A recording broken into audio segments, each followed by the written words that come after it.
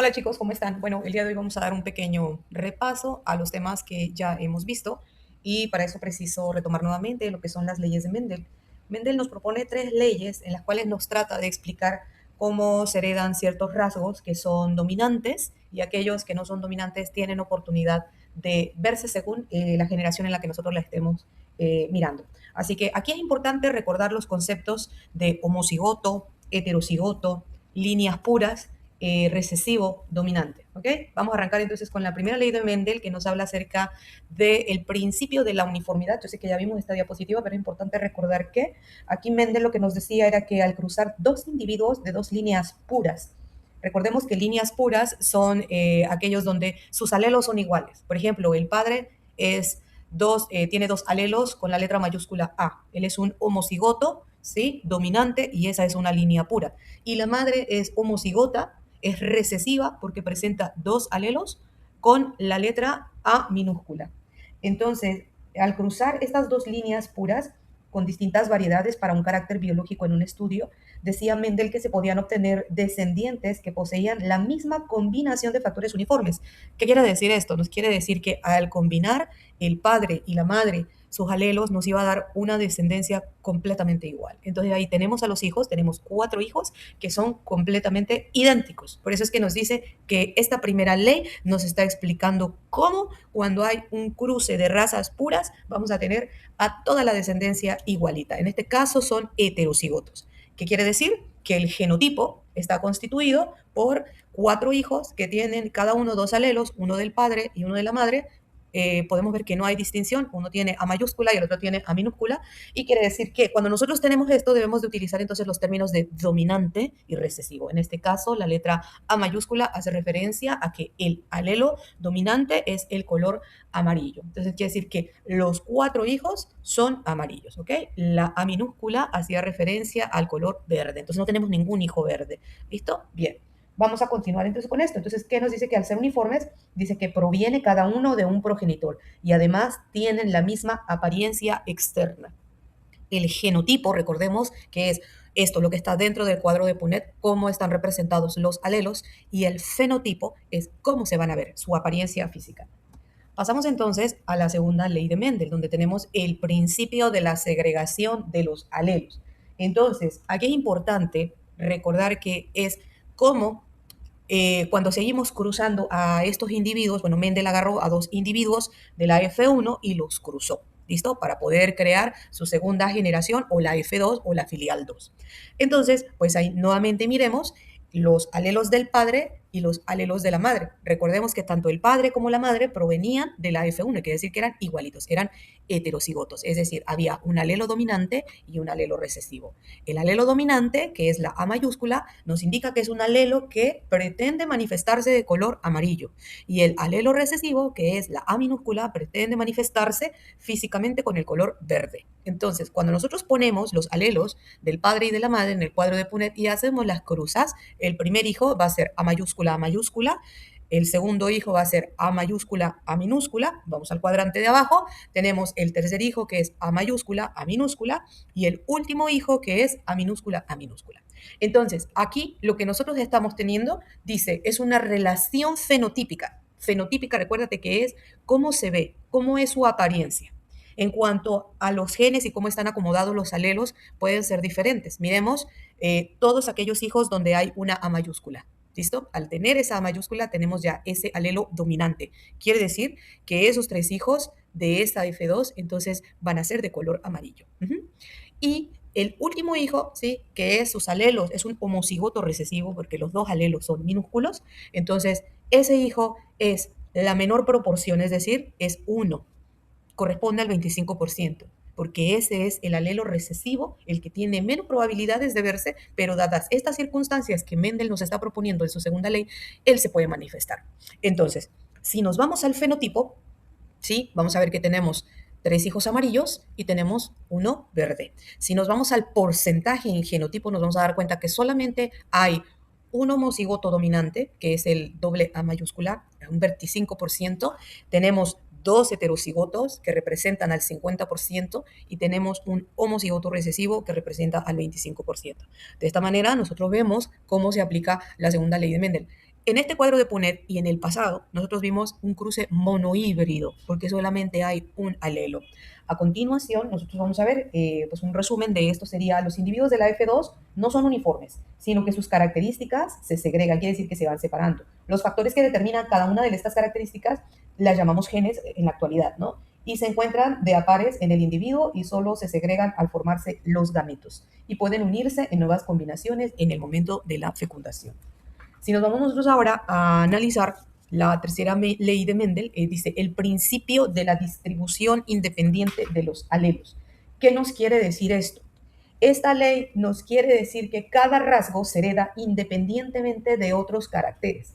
Esto significa que cuando se forman los gametos, los dos alelos de un gen se van separando independientemente de los alelos de otro gen. Es decir, que cada rasgo hereditario se transmite a la progenie con total independencia a los restantes. ¿Listo? Entonces, ¿qué tenemos aquí? Que Mendel, para poder comprobar este principio de la distribución independiente de los alelos, él utilizó razas puras. Recordemos que una raza pura es cuando todos son homocigotos, ¿listo? Es decir, que todos sus alelos son mayúsculas, con letras mayúsculas, o todos son con letras minúsculas. Entonces, algo importante aquí, que este es el famoso cuadro que ustedes dicen el cuadro grande, ¿sí? El de todas las proporciones. Entonces, aquí es donde se utilizan dos rasgos que ustedes van a ver en el cuadro que está en la esquina superior derecha. Tenemos ahí un código que nos dice qué rasgos son, ¿no? Tanto es del color de la semilla como el borde de la semilla. Tenemos por colores amarillo y verde. Repetimos el mismo patrón de los cuadros anteriores. A mayúscula es amarillo, a minúscula es verde, es decir,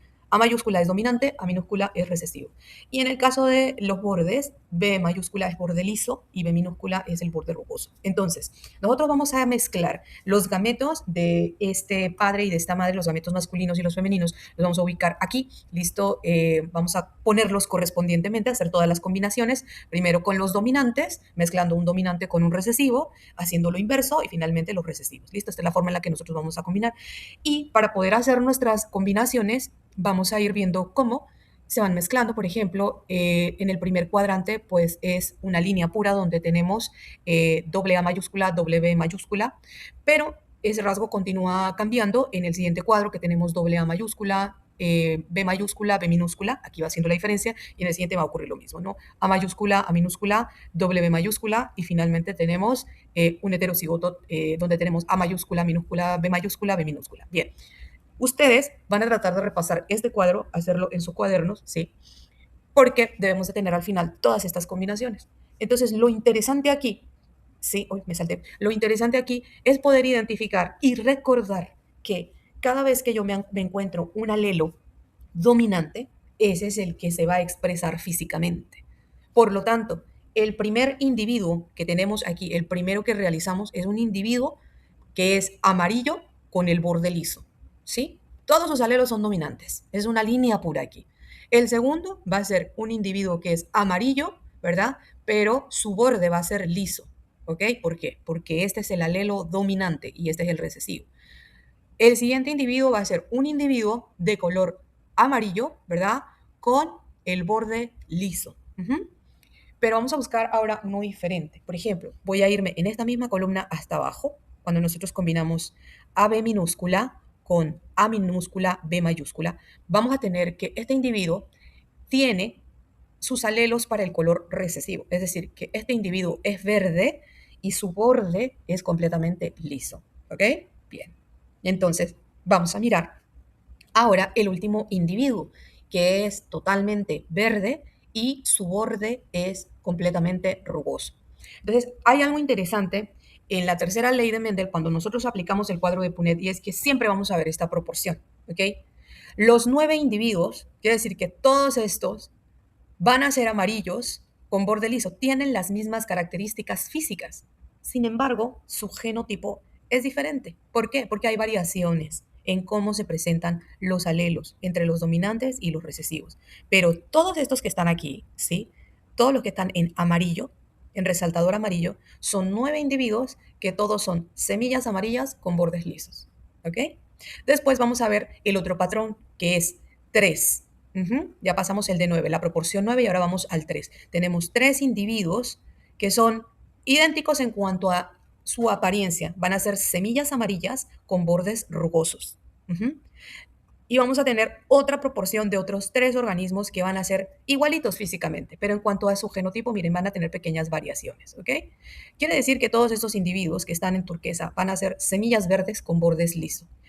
Y por último, la probabilidad de que los alelos recesivos se puedan presentar en un individuo, aquí está, semillas verdes con borde rugoso. Esta es la menor probabilidad. De aquí es donde sale esa relación fenotípica 9-3-3-1.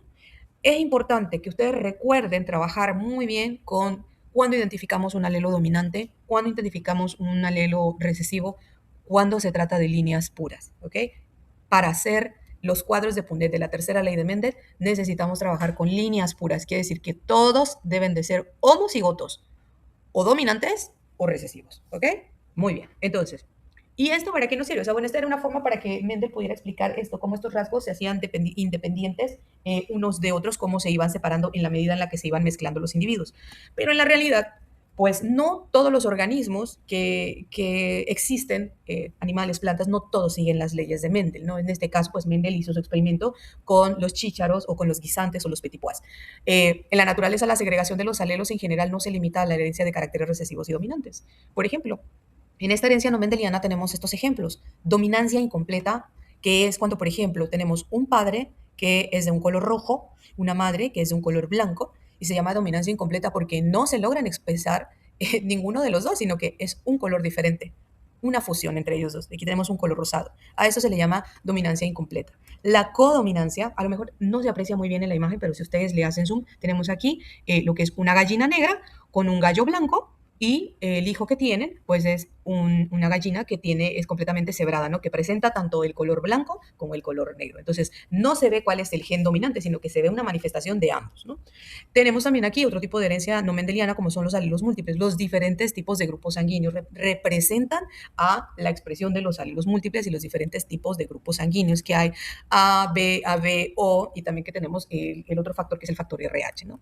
Y tenemos también otro ejemplo aquí que es la epistasis, que es cuando un gen puede enmascarar a otro, un alelo puede enmascarar a otro alelo, y aquí tenemos, por ejemplo, el color de los pelajes de los perros. Bien, entonces era importante que recapituláramos esto, que era la herencia mendeliana, que respetaba las 3 leyes de Mendel, la uniformidad, el principio de la segregación y la ley de la distribución independiente de los caracteres, que nos mostraba cómo se iban separando todos estos alelos y que respondían a través del apoyo con el cuadro de Punnett, pero que también tenemos la herencia no mendeliana, que es aquella que no importa si hay dominancia o recesividad, sino que hay alelos que se pueden manifestar o pueden crear otro tipo de alelos, ¿listo? O la mezcla de varios pueden hacer que se manifiesten otros rasgos físicos en los individuos.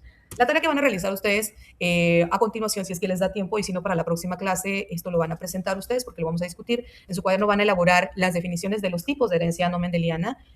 Aquí están los ejemplos de todo lo que ustedes tienen que resumir: dominancia incompleta, alelos múltiples, codominancia, herencia del factor RH, caracteres poligénicos, pleiotropía, epitasis, genes ligados a cromosomas sexuales. Esta información ustedes la encuentran en su libro en las páginas de la 92 a la 95. Esto es todo. Muchísimas gracias por todo y bueno, les queda este video para que puedan repasar. Chao.